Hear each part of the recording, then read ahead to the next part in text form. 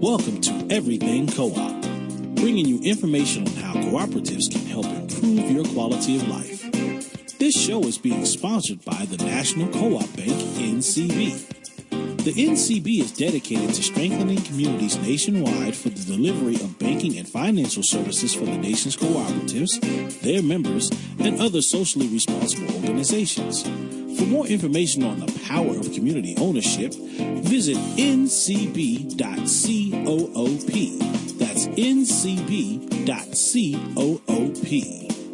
Now stay tuned for your host, Vernon Oakes. Good morning, everybody. This is Vernon Oakes. Welcome to Everything Co-op this beautiful Thursday morning. You know, this is the 100th anniversary of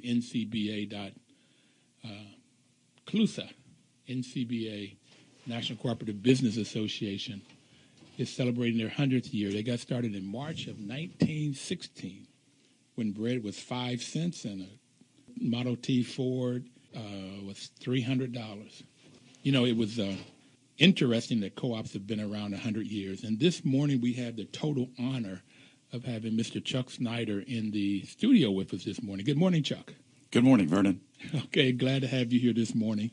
He's the president of the National Cooperative Bank, and this is October, and October is Cooperative Month, so we're going to talk about the benefits of cooperatives and what cooperatives are doing in the U.S. and around the world.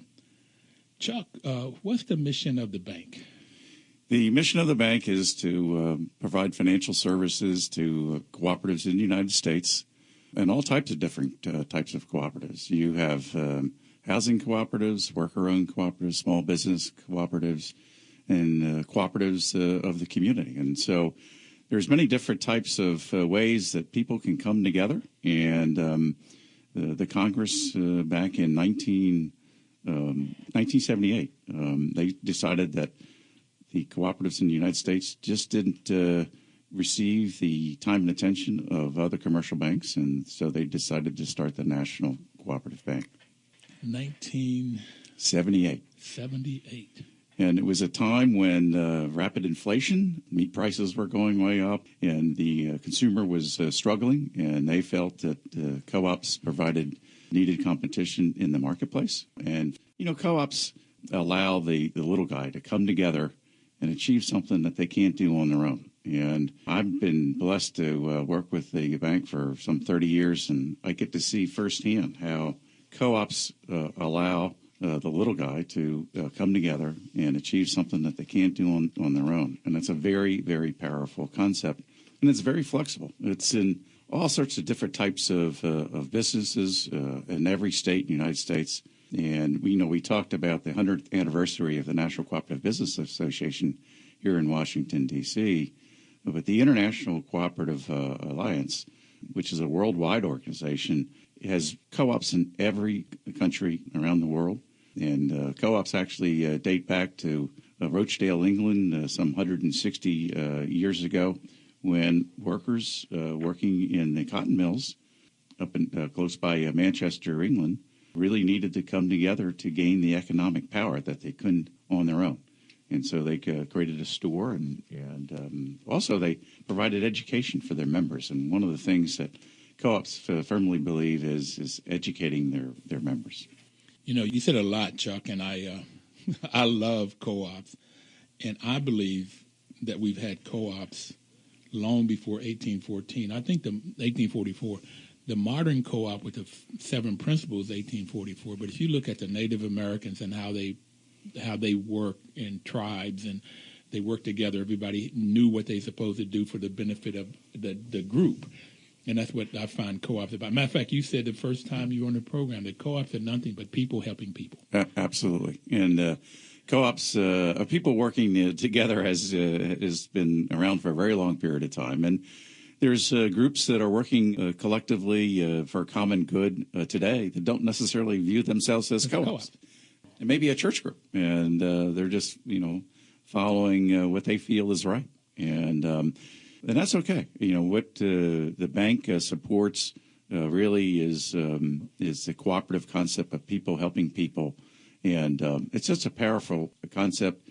Some are very large businesses in the United States, Fortune 500 companies, and some are just a handful of people coming together. But it's equally as important is that the concept to be used and to its fullest. I like the definition I've come up with of working with in this program and talking to quite a few people. Oh, by the way, this is our 3rd anniversary today. There we go. Yes, we've been around 3. And as you recall, we were only going to do this for 1 month. Let's celebrate October Cooperative Month 3 years ago, and it's just taken off. And I've just had so much fun meeting all kinds of different people in the co-op world.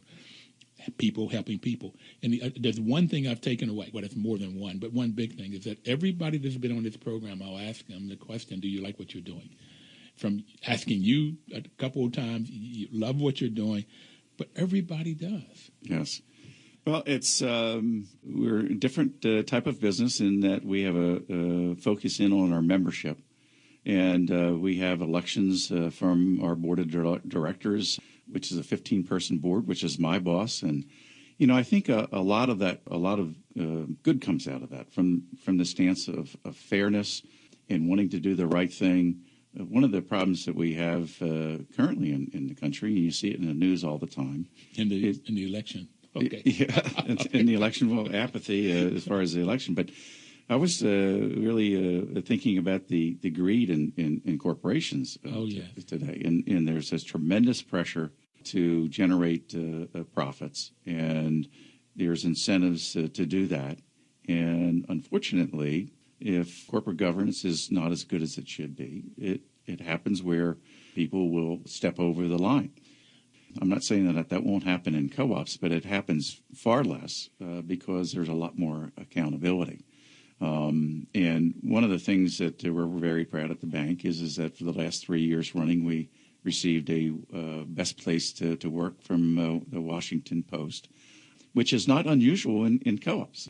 I was looking at a credit union in St. Louis this past week, and they had a similar recognition out in their community, and it's the fairness. Co-ops tend to try to do the right thing day in and day out. In fact, in my goals that I set out for myself and the corporation, the cooperative, every year, at the bottom it says do no harm. And I want everyone in the NCB to, when they set their goals, to make sure that they look at themselves and what they do for their customers and always try to do the right thing. Well, look at the values of a cooperative. And the values, it says that in the tradition of the founders of cooperatives, cooperative members believe in the ethical values of honesty, openness, social responsibility, and my favorite is caring for others. Right. And that's the people helping people part. Yep. And that's why I also find that when people have been on the program say they love what they do, Cornelius Blanding from the Federation of Southern Co-ops said that his biggest problem in life is trying to get away from the co-op to go spend time with his kids. That is very true. He loves his work so much. Okay. It seems like he's always working on the weekends, but he feels like he has a mission. Yeah. And when you have a mission, time doesn't matter because it's more important to. I know for Cornelius, it's very important for him to meet with the farmers when they have time, and a lot of times it's on the weekend or where they have the meetings on the weekend. And he wants to make sure that he's serving his members in the Federation of Southern Co-ops. Well, what I like about NCB, a lot of things, but you are a co-op, that the bank is a co-op, and your mission says you're to help cooperatives grow by supporting and being an advocate for America's cooperatives and their members, placing special emphasis on serving the needs of communities that are economically challenged. Right. And so anytime I have somebody from the bank, I go over this because this is just the opposite of what most banks will do. Most banks will not go into economically challenged community because they look for basically three things: getting their money back, getting their money back, getting their money back. Right. And so they look for people that already have assets so that if they don't pay on that one, they can go grab something else. Right. Economically challenged communities don't have it. It's a challenge from the standpoint that working in low-income communities may take longer for the deals to come together because there's probably a couple different sources of funding for a specific project. But let me make it perfectly clear. The lending that we make in low-income communities does extremely well from paying their bills and acting responsibly, et cetera. And we all still remember the Great Recession of 8-9 years ago, and our portfolio of low-income loans performed better than any other portfolio. And, I think about that from time to time, why that is. Chuck, we have to take our first break, and I really want to come back to find out why the best performing asset are from the lower income. I really want to hear that one, but I've just been told we got to take our first break. So we're going to weather the news and the traffic, and we'll be right back. Okay.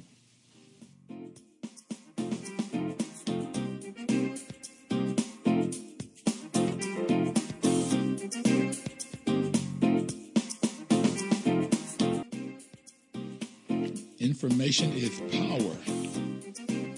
And that's that's WOL's motto, information is power, and that's the reason NCB is sponsoring this program, to give you the information about cooperatives so that you could either start your own cooperative, get 2, 3, 4, 5, 15 people together to start a cooperative, or you can look up cooperatives and then go work with them, shop with them, rent a housing from them, get in a credit union, and because credit unions is a better vehicle for most Americans.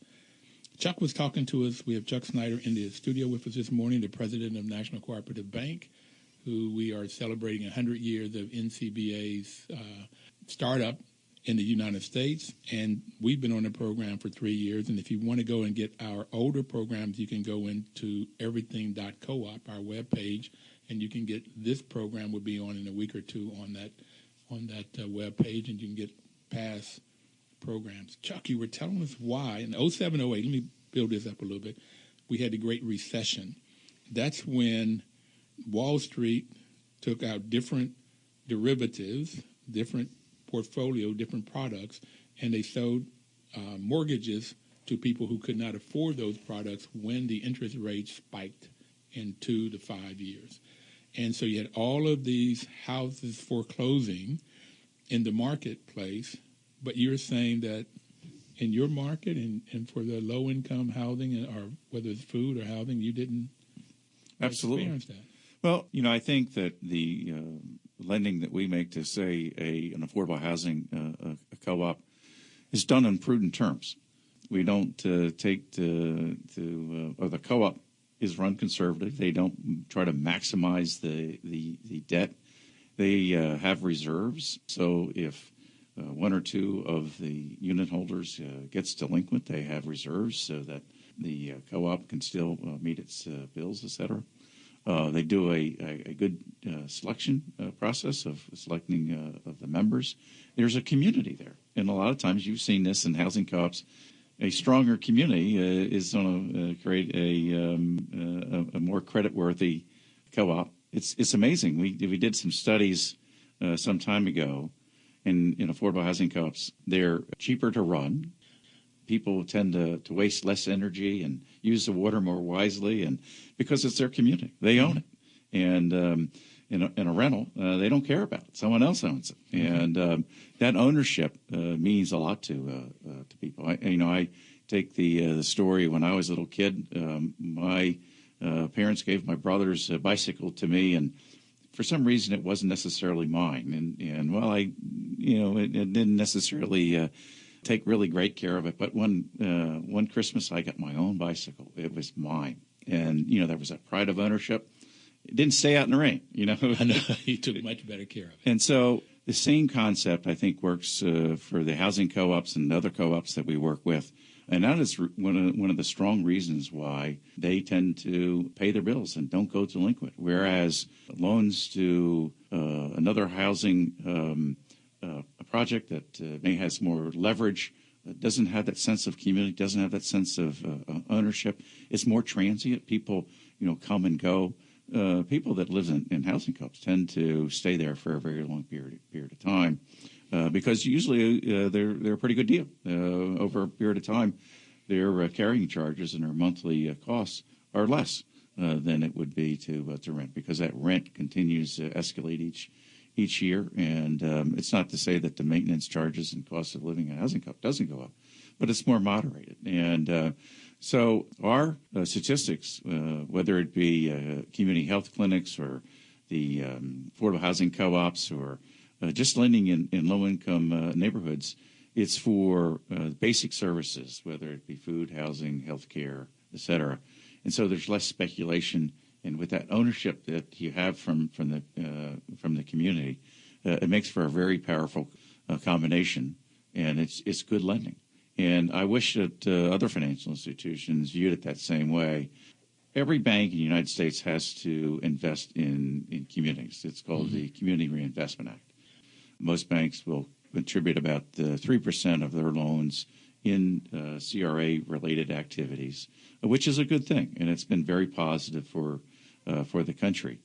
But we probably do 10 times that. We shoot really for somewhere between 30 and 35%, and we've been doing it for 30 years. So it's not a one-shot deal. We have consistently served communities in need, and it's been good business. Also, a lot of our employees identify with the work that we do, and that's why they enjoy coming to work. Especially some of the younger millennials. Millennials want to have a greater purpose in life. Yes, they want to make good money, but if you ask a recent college graduate today, they will tell you that they want to have some impact in their communities, and co-ops allow them to do that. Well, this is the reason I love co-ops, and how, as you know, I do property management as my full-time job, and that's where I learned about co-ops, and have learned I've been doing this now for 25 years, at least the property management side of it, and getting more and more involved, I've fallen in love with this concept and believe that this concept, and the reason I do this show and try to get more and more people to understand it, this is a way for folks that have low income to come together and start a business to solve their community problems and create wealth. Right. So it's a way of, right now, I think the top 1%ers in the U.S. I've heard 57% of all new wealth. So in 2015 and also this year, 2016, if there's $1,000 that's being made, the 1%ers are going to get $570 of that. And then that $430 comes to the other 99% of us. Yes, and unfortunately, that's a long-term trend, and I don't see any signs of that abating. And it really, I think, reinforces the idea of cooperation and makes it more important today than it did 10, 15 years ago, because out of necessity, people need to come together to get their basic needs. And, you know, the minimum wage hasn't gone up. Costs continue to go up, and it's much more efficient for people to come together, share costs, do something collectively, et cetera. You know, one of the co-ops that I was talking about last week here in the District of Columbia is a co-op of churches that came together to purchase things cheaper. And it's all different denominations. And just recently they've added charter schools to their membership. But it's only in one community here in District of Columbia. We helped. We provided some money for startup, and we've also provided some money to help create a template that other communities could be used. But it's a real natural for churches to come together, to share costs, to purchase things, to do just simple things. You can get a better price for anything if you purchase in a larger volume. And co-ops allow you to aggregate that volume and get a better price. Well, you know, I joined that group because we manage housing co-ops. We've had other housing co-ops to try to come in that group to make the buying more. The bigger the volume you can buy, the better deal you can get. So that's on trash collections. We bought our copier machine through them. And the other thing I liked about going through them is they had already worked out the contract. Everything I disliked in the contract that the copier company gave us, they had already gotten it taken away. So I had an expert, if you will, working to get the purchasing deal better for me. I really liked them a lot. CPA, Consumer Purchasing Alliance. That's right. It's the bank's mission to see a co-op like that in every community in the United States. There's no reason why we should not have one. And what's really interesting, it's been around for a couple of years now. They're finding other reasons to want to talk with each other. About their ministries and things. They the commonalities of the things that they're trying to do. It creates a network. So it's not only just saving some money. It's actually creating a community where there was no community before.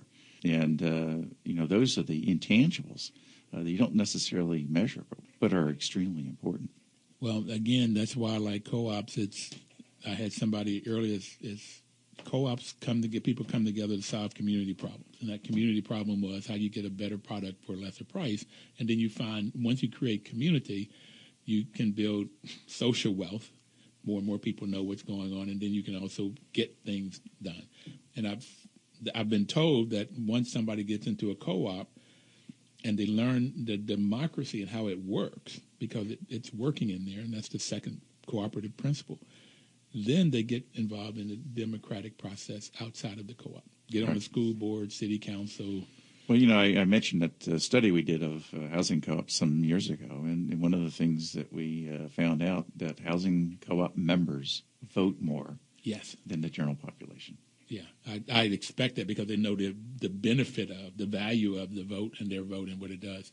We're going to take our second break now, Chuck. And if you have a question or comment that you'd like to make to Chuck Snyder, president of NCB, or me, call in at 1-800-450-7876. We'll be right back.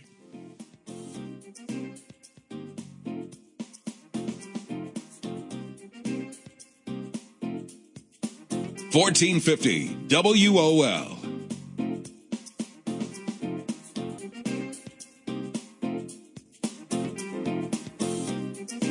Welcome back, everybody. This is Vernon Oaks. This is Everything Co-op.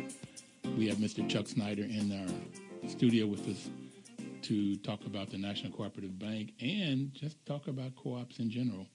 Mr. Steve Owls was on a program who created the documentary Food for Change, which is about food co-ops and the food industry.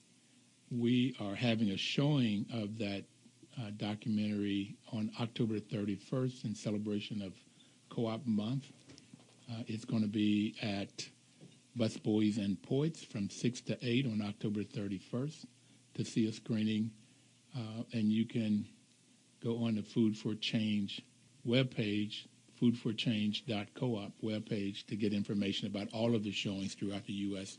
in the month of October. Chuck. We're working on two exciting projects for new food co-ops, one in Cincinnati, Ohio, and one in Raleigh. And very similar cases.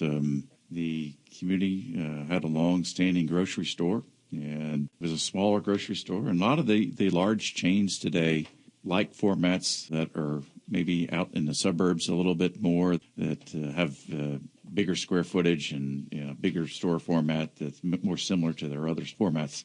And we had two longstanding grocery stores that closed up, and the communities independently decided that, hey, grocery stores are important to the community. When, you have a grocery store, you might go to the grocery store several times a week to get your groceries. It's important, and you don't want to go all the way across town. It's a big time waster to do that. And so in Cincinnati and Raleigh, the communities came together and sold shares, and they got the commitment from people to say, hey, we want to open up this grocery store. So they're opening up the grocery store in the very same building that had the grocery store that went vacant for a period of time. And we think that they're going to be very successful because of the strong community support. And now it's their store. And we have seen this in other areas, and when you have that strong community commitment, they patronize that store. And you have to run the store, though, to standards of cleanliness and have a full array of products, et cetera. You can't have a success today by running a subpar grocery store. People just won't allow that. But you can go out and hire an experienced manager and contract with a wholesaler to get your groceries. That community support, it's not just a grocery store. It's a meeting place. It's a place to see friends. And also, around the country, people have different tastes as far as what kind of food they would like. And so they can really match up the store with the community. And a lot of big chains have difficulty in doing that because, they're run by a corporate which is 1,000 miles away. And you have versus a store that the manager is right there, which you can talk to and say, hey, would you consider having this product? Because, we like it around here. So it seems like every week at the bank, we have a new cooperative that's knocking on our doors saying that they want to talk to us about opening up some sort of store or expanding. We have a lot of co-ops that are expanding now. Going back to 07 and 08, you had said that you just didn't see the failures. And you have all of these businesses starting up. And I'm finding that in the principles, education, training, and information, Chuck, I spent 12 years teaching, and that's the other reason I love co-ops, because it's a part of the fabric. It's a part of the DNA of a co-op is that you have to have this training. And in Dr. Jessica Gordon's Nimhard, where she looked at African-American experience with co-ops, she said that what she had found out, that they call them study groups, that they would be in these study groups, and whenever they got into a problem, they go back and hit the study groups very hard and it got them out of the problems. And this is the reasons that you don't have the failures, because people learn how to manage a co-op, because the members are the ones that hire the board of directors. I vote for the board of directors, and the board of directors hire the management, and the members hold both accountable, and they have input. They have say, so that, like, what are you going to have on your shelves? Right. Or if we have a profit, how is that profit distributed? How much goes back to us? How much stays into the co-op for growth? How much goes into the community for other, because this seventh principle is concern for community.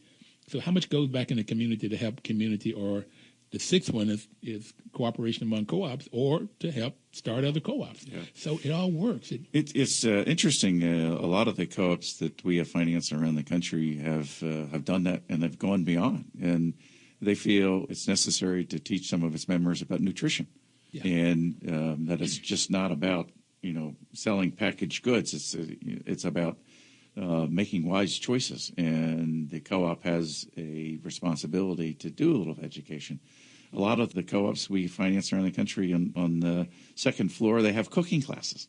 Yeah, because it seems that there's a generation that may need a little help with cooking these days. They may rely too much on things that they could just pop in the microwave. But I think as a nation as a whole is thinking more about nutrition and what they put in their bodies. Co-ops have found that their mission is to their members is more than just providing the good food. It's about educating them about how they should be eating different foods maybe and cooking more, et cetera. Choices, better choices. I've had some folks on the program that are out of food co-ops, and I've learned about this term food deserts. So when in Raleigh and Cincinnati, when these stores closed, there was not a desert. You couldn't get fresh vegetables and fresh fruit and so forth. Right. And so I have visited Cincinnati, and they have another co-op that is that they grow food. Yes. And matter of fact, I visited that, and I really wanted to go pick my lunch. Yeah. It looked so good. So then you have this sort of relationship between the store and the farm, and you can get better, fresher foods in the store by them working with the farm. That's a co-op that goes from the farm to the store to the table. It's very true. Pretty much all the natural food co-ops that we finance around the country emphasize the need to support local farmers. And not only are you building your community by supporting the local farmers, but as you point out, you're getting better produce, fresher produce. Mm-hmm. And, that's just a very good thing. And, one of the things that I know I get frustrated with, I know a lot of people get frustrated, is that globalization has provided tremendous benefit to people all over the world. It's raised standards, especially in the third world. It maybe hurt our living standards, but people feel a loss of community because they feel that more things are happening outside of their control. And one of the things I think co-ops definitely bring to the table is that human size, the human nature of people wanting to sort of feel that they have control, they have input, they have a sense of belonging. And co-ops do that in many ways. There's a plaque at Greenbelt Homes. Greenbelt Homes is a housing co-op right here in Greenbelt, Maryland. And it says that co-ops gives people the tools to control their destiny. Mm-hmm. And I like that one. I like that one. It's and that's why I also went back that co-ops started before 1844 because people like to meet together and work for the common good of the group. And that seems to be just a natural human thing, and that's what you were just talking about. And that's been missing with globalization, and co-ops gives people a way to come together and meet and work and solve their own problems. Mm-hmm. I love this one. But how big are co-ops? I mean, I know you put out the Co-op 100 list. What's that about? Well, what we do every year is there's some 30,000 co-ops in the country, and that's all different types of co-ops.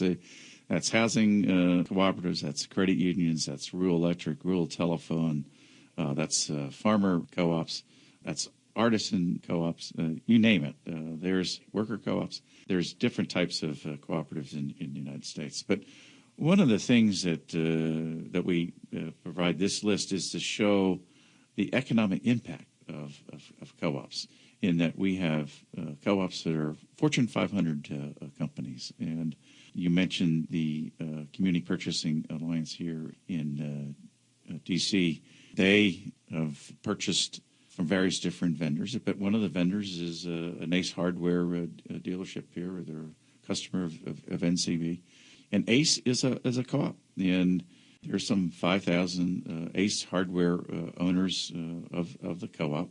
And why do they belong to a co-op? Well, to create a brand name, to get the economies of scale so that they can compete against the big box. But they have the best of all worlds because they can buy things cheaper through the co-op, but they can serve their local community. Here in the district, they have numerous different stores, and the big boxes are not going to move downtown D.C. So if you want some simple hardware, and if there wasn't a co-op like Ace, you would have a difficult time. You'd have to go out in the suburbs to get a simple hardware item. And Chuck, if I could, Gina Schaefer's been on the program, and she's the one that she and her husband started the Ace Hardware here, and they have 7 or 8 of them now. But I told Gina, to me, she looks like a little cheerleader. She's bubbly and bright, and she's enthusiastic. You don't think of her as selling tools, okay? And she loves it, and she has a good group of people. And the other thing that co-ops do is they really work to make sure that the employees get a decent wage and benefits and so forth. So that's because they're members of the community, and they care about their employees, and they care about their customers. And one of the things I enjoy going into Gina and Mark's stores is that if you ask a question, you feel like you're going to get an honest answer. They really want to help you. They're glad to see you, and they really want to help you. And sometimes in a big box, it's not necessarily the case. Well, okay. Too often it is. But the reason why we put this list together is to show that co-ops, large or small, make a tremendous contribution in the United States. And we want to make sure, especially during co-op, because co-op month was when we publish it, that co-ops are very relevant today and are growing. These co-ops on the Co-op 100 list are growing very nicely, 5-6% a year in their sales on average.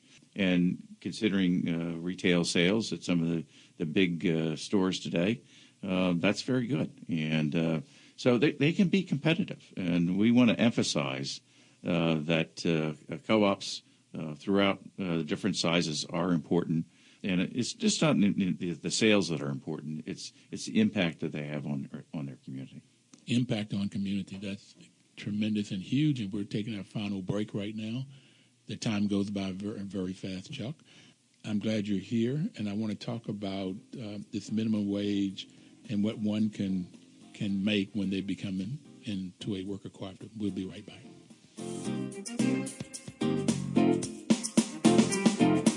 $14.50 WOL. Welcome back, everybody. This is Vernon on Everything Coop with Mr. Chuck Snyder in the studio with us this morning. He's the president of the National Cooperative Bank. And I was just talking to Chuck in between the commercial time here about a worker cooperative. But let me give you a definition first. A co-op is any business you can think of. Any kind of business you can think of could be a co-op. If it's owned and controlled by the employees, it's called a worker cooperative. If it's owned and controlled by the people that uses the products and services, it's called a consumer cooperative. And the consumers are housing co-ops, credit unions. There is a health clinic in Madison, Wisconsin, that the patients own it, a consumer, and it's patient-centric. It's policies and procedures that's good for the patients. Workers could be any kind of business you can think of. If the workers own it, that's why it could be any business. Then you have the side of the businesses where if people come together to purchase things, it's called a purchasing co-op. And you have farmers and artisans, and we just talked about the Consumer Purchasing Alliance in the district for governments and churches and so forth. Then on the other end of that, you have marketing co-ops. Producer co-ops is they come together to sell their products and services, and farmers and artisans do that also. But anybody could come together, and they may not be able to have a warehouse, or they may not have a studio for artists, painters, and they can come together and create different kinds of things working together. Here is a group of people came together, that sort of the low wage. When you talk normally with low wage, people that don't have very much impact are maids, cleaning people. And Christina is an immigrant from Mexico and a mother, and she went from $7 to $20 an hour, Chuck, working as a maid in New York 3 times. Where if she was working for $7 before and they raised the minimum wage to $15, that's twice. My problem with raising the minimum wage, the little economics that I've taken, is the likelihood is you're going to raise the price of the goods and services. Right. So that eventually that raise of the minimum wage in buying power won't mean anything. But this lady, she increased from $7 to $20 an hour. The buying power, she has 3 times more buying power for her hour of work. Right. And that's why I like this model as a better model for getting people to. I think the key in this is to cut out the middleman. Yeah. And the cut that the middleman is taking. And their profit. And their profit, and to give it back to the person that's adding all the value. That's the worker. My wife and I love coffee, and we purchase our coffee from a coffee co-op called Pachamama. It's out in the West Coast. You can look them up on the web. And they are a worker-owned cooperative that's marketing coffee beans. And it's the same story. It's a multiple. If you're and this is farmers in Colombia and Africa, that if they sell their raw coffee beans, they get a fraction of the value in that chain. And so now they have created a capability of marketing those beans. They roast them, create brand names, and sell them. And it's the same story as this worker co-op of the maid up in New York City, where they have increased their income by a multiple. I don't know the exact multiple, but I wouldn't be surprised if it's 3 times as well.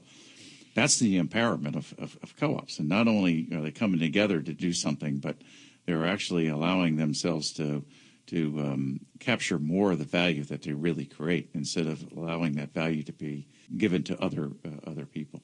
You know, taking out the middleman, the capitalist, and their need for profit, and then the individual workers come together and they do the management, they take the risk, and they may come to NCB to get the funding that they need. Then they can make more money, and the economy, the inflation won't happen in this model. Right? They get more, have a better neighborhood. What this lady Christina decided to do was she decided to work less hours and spend more time with her family.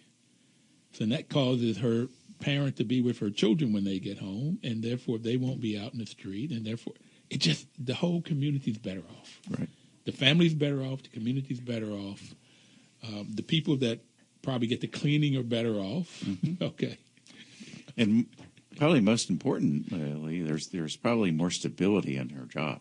A lot of lower wage workers today, I think, are greatly troubled by the prospect of losing their job for crazy reasons. Their car might break down, they get to work late. Next thing you know, they're fired.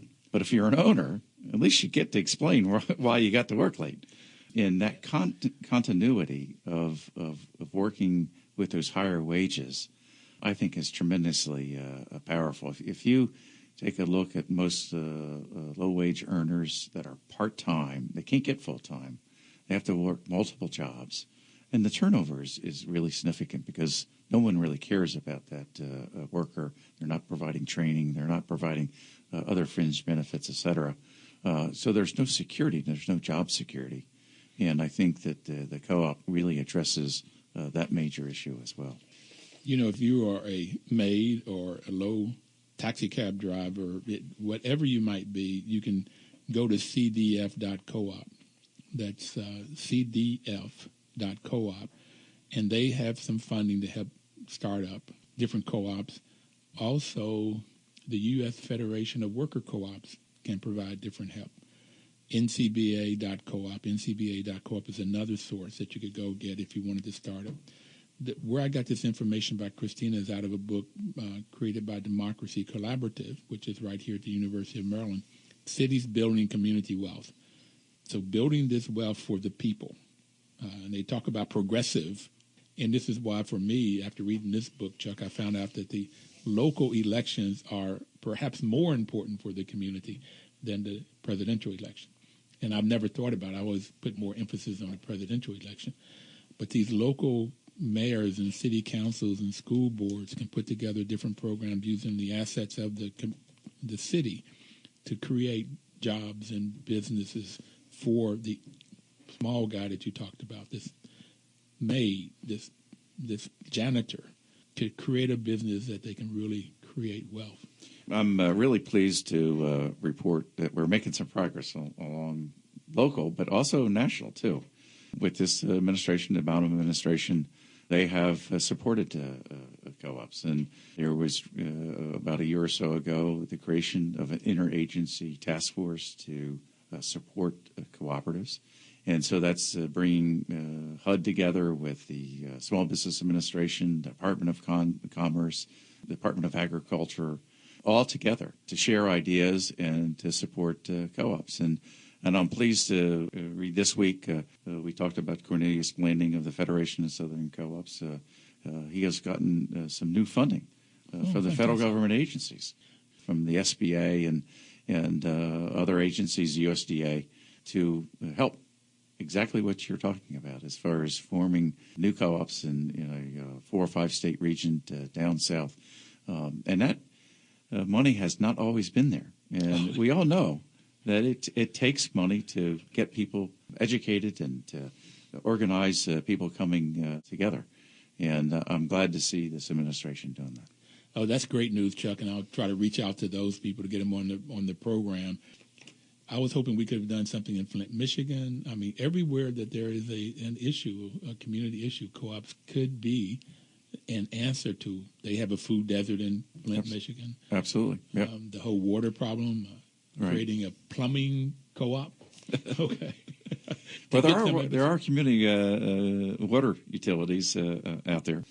We don't necessarily serve those too much, but there's another bank called CoBank, Cooperative Bank, that serves the rural areas and the agricultural areas, and they do a lot of lending to utilities. But we're all talking about renewable energy, and not everyone's home is suitable for solar panels. And about 2 years ago, a rural electric co-op decided to form a community-owned solar co-op, and it's been very successful. People could buy a panel into the community solar array for $800, and they didn't know whether it was going to be the world's dumbest idea or whether it was the best idea. I mean, it sold out in one night. Oh, and it's probably been a really great idea. We have 1 minute left, Chuck. What would you like to tell people out for this year and why co-ops are so great, or what's the message? Well, I would like to say that during Cooperative Month to recognize the tremendous contribution that co-ops make in the United States of all different communities, both rich, poor, urban, rural, all over the United States. Cooperatives are important. We should support them. We should patronize them. And for example, if you're banking at a commercial bank and not a credit union, go talk to a credit union. You'll get lessened fees and et cetera. Co-ops are just a good deal for the consumer, and I encourage everyone to seek out and patronize their local co-op. Thank you for what you do, Chuck. Thank you very much. Thank you. Have a great week, everybody. We'll see you next Thursday, and work cooperatively.